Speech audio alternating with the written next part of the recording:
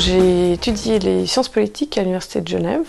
Dans ce cadre-là, j'ai fait une année d'échange au Canada, à l'Université McGill, à Montréal.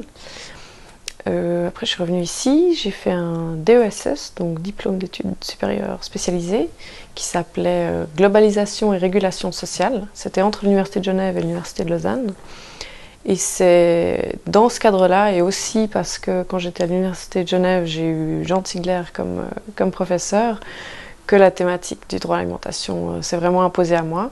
Donc quand j'ai dû faire mon mémoire de DESS, j'ai contacté l'équipe de Jean Tigler, en particulier M. Gollet, qui m'a orienté sur des documentations, qui a accepté d'être aussi le juré de mon mémoire. Et surtout, comme je repartais au Canada, il m'a mis en contact avec une organisation canadienne qui s'appelle Droit et démocratie. Et j'ai travaillé pour eux comme consultante pendant plusieurs mois. On a fait une mission en Haïti sur le droit à l'alimentation. Donc là, j'étais vraiment bien dans le sujet.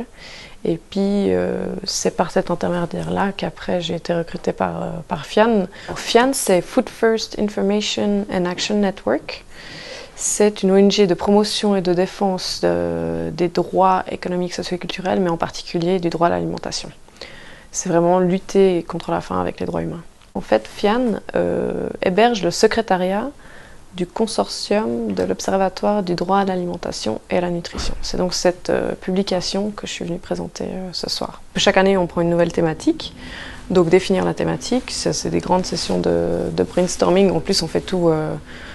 c'est très virtuel parce que c'est des organisations basées dans le monde entier, donc on fait tout sur Skype pour se mettre d'accord et chacun veut un peu avancer sa thématique première, donc il faut essayer que tout le monde arrive à y trouver son compte. Après, trouver les auteurs qui vont écrire ces articles, l'édition des articles, la traduction, la relecture, l'impression, enfin c'est tout le travail du début à la fin.